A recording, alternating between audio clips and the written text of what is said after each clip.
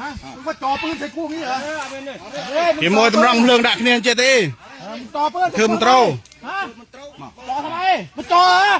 กูจ่อปืนใส่มึงเหรอฮะจ่อเหรอ ไปเทิมโตรจะเอาเพลิงดักเนี่ยเจ ตีกับมึงเลยเหรอ ไงดักนึงบังไงดูบัง เฮ้ยตรงนี้กูเดินตลอดพูดมากฮะไปวัดยืดเคลียร์เหมือน ฝ่ายใหญ่ดิใหญ่ช่วยเข้าอีกก็ไม่ไอ้ดะ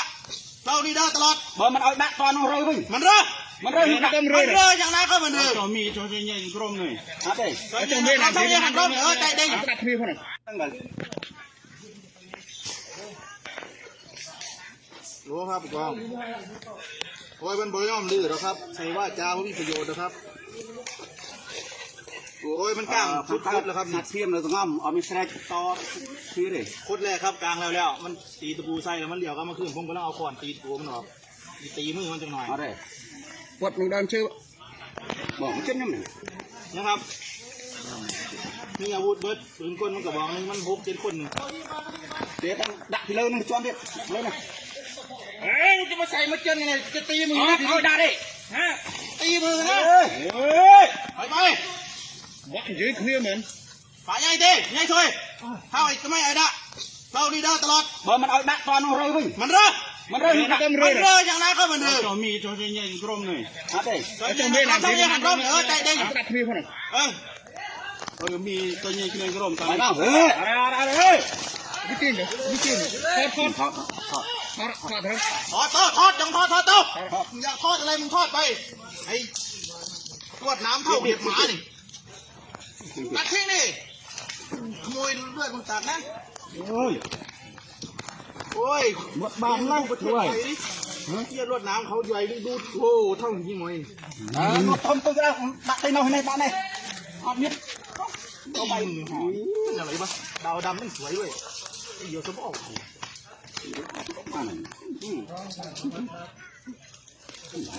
ใช่ครับ เขาจังเลยไปนี่โอ้รวดน้ำ ดักมาแต่ใส่ได้ใหญ่กรมกระดักบอกดีดักมาบดทำนาทำนัง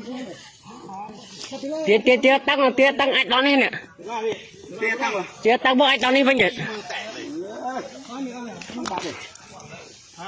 จำเลยถนัดเลยก็ตัวแฝงตั้ง แล้วมาด่าใส่ที่เป็นเต้าเนี่ยเดินตลอด มาลงไอ้ดักได้คือมันดักจ้ะ ด่าถ้วย คือดักได้คือเรา ได้เองก็ลาได้เอง ให้หายมาบนนั้ ได้ น เองก็ลา ไม่อ่าน ได้เอง นะ ก็ลา บ้านยก ได้เองก็ลาเอาเองมันต้องพิจารณา Bọc mà này con. ไปเลยจังไปเลยมึงชวนได้เคย เร็วเจ้ามือเฮ้ยผ่าน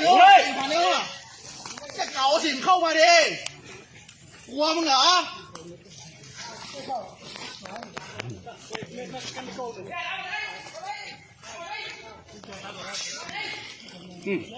ไม่แรงกันไปย้อนให้ผิดหรอไปย้อนให้ผิด เอาออกหรือจะให้เอาออกให้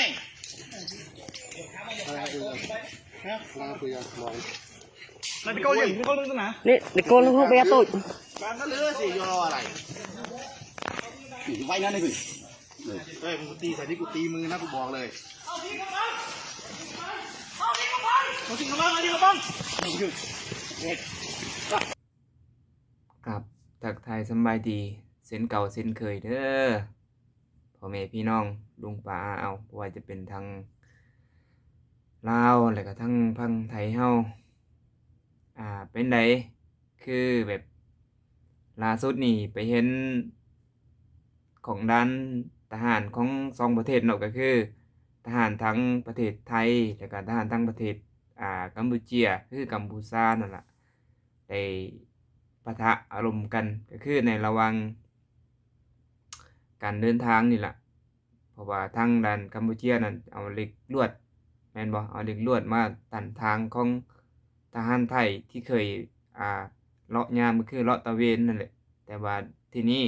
ทางด้านของกัมพูชานั่นเอาเหล็กลวดมาตันก็เลยมีคารมใส่กันแต่เท่าที่เบิ่งสีหน้านี่โอ้ทหารไทยนี่เอาเรื่องว่ะ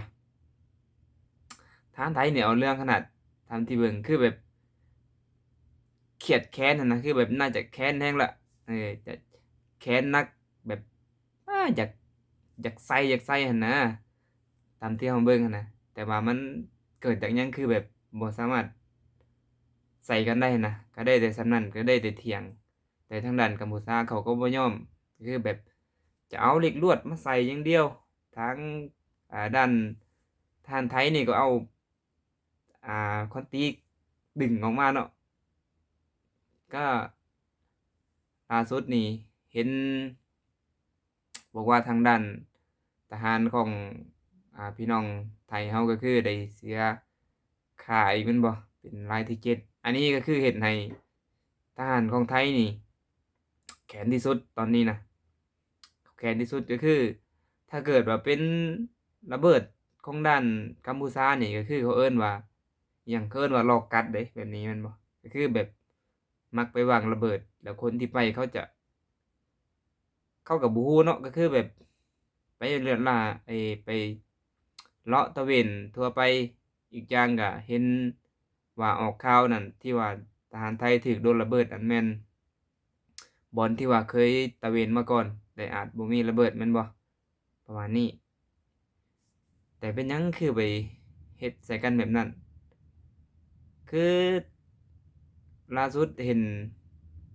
ไปวางใส่ฮอดไอ้ล็อกเกอร์นั่นบ่ล็อกเกอร์บนพักหั่นน่ะบนพักของทหารไทยน่ะคือเก่าแท้มันแบบเข้าได้จั่งใดไปวางตอนใดหั่นน่ะคือเฮ็ดแบบนี้มันก็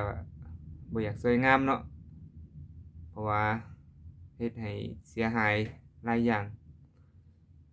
ก็ทางด้านทหารไทยนี่ก็แก้บ่ตกก็คือตัวนี้แหละแก้บ่ตกเท่าที่เห็นแก้บ่ตกบ่อนที่ว่าเขาเจ้าเหยียบระเบิดนี่แหละเห็นตั้งแต่เกิดสงครามขึ้นมา อันนี้เห็นทหารไทยแก้บ่ตกบ่ฮู้ว่าเกิดจากสาเหตุหยังเป็นหยังคือแก้บ่ตกหั้นนะข้อยคิดว่าเรื่องแบบนี้นี่ มันแก้ยากบ่หรือว่าจั่งใดคือแบบเราไปเห็นหั่นนะเราก็สงสารทหารกว่าสิได้อันนี้เนาะสิเสียอวัยวะของคนเรานี่โอ้เสียเบิดทุกอย่างเดะมันบ่แม่นธรรมดาเอาจั่งใดก็ฝากให้เซาไวๆแล้วก็ให้จบกันด้วยดีบ่ว่าจะเป็นทั้งทหารกัมพูชาแล้วก็ทหารทั้งฝั่งไทยก็อยากให้จบกันด้วยดีบ่อยากให้มันเกิดขึ้นแบบนี้ก็คืออยากให้ตกลงกันด้วยดีจบก็คือจบบ่ต้องไปวนถ้าจบก็คือแบ่งเขตแล้วก็เฮ็ดหลักหัวอ้อมไผอ้อมมันก็บ่ต้องไปสนใจไผสิไปจั่งใดก็ไปไผสิเฮ็ดจั่งใดก็เฮ็ดไปแบบนี้ก็คือจบบ่มีหยังให้เกิดขึ้นดอกถ้าเกิดว่าสร้างหัวแล้ว ก็คือจบไป หรือพี่น้องทั้งฝั่งไทยคิดว่าแนวใดถ้าเกิดว่ามันเป็นแบบนี้มันยากก็คือเขาเจ้ามักเอาระเบิดมาวางเนาะมันต่อไปก็อาจสิเสียหลายอย่างหั้นนะมันก็เสียหายหลายอย่างเนาะเอาสำหรับคลิปนี้ก็ขอจบไว้เพียงส่ำนี้ซะก่อนพี่น้อง ถ้าเกิดว่ามีคลิปใดก็สิมามาเฮ็ดคลิปลงอีกก็อย่าลืมก่อนอื่นก็ฝากกดไลค์กดติดตามให้ช่องนี้เด้อพี่น้องบ้องไปทั้งหลายฝากกดไลค์กดติดตามช่องบ่าววันใสบ้านนาให้แน่ตอนนี้ก็คนติดตามเขาอยู่ 80,000 กว่าๆละ 84,000จังได๋ก็ฝากพี่ฝากน้องสาวยูทูบเบอร์ทั้งหลายไปกดติดตามช่องให้หน่อยเด้อสำหรับคลิปนี้จบไปเพียงส่ำนี้ซะก่อนพี่น้องไปก่อนเด้อบ๊ายบาย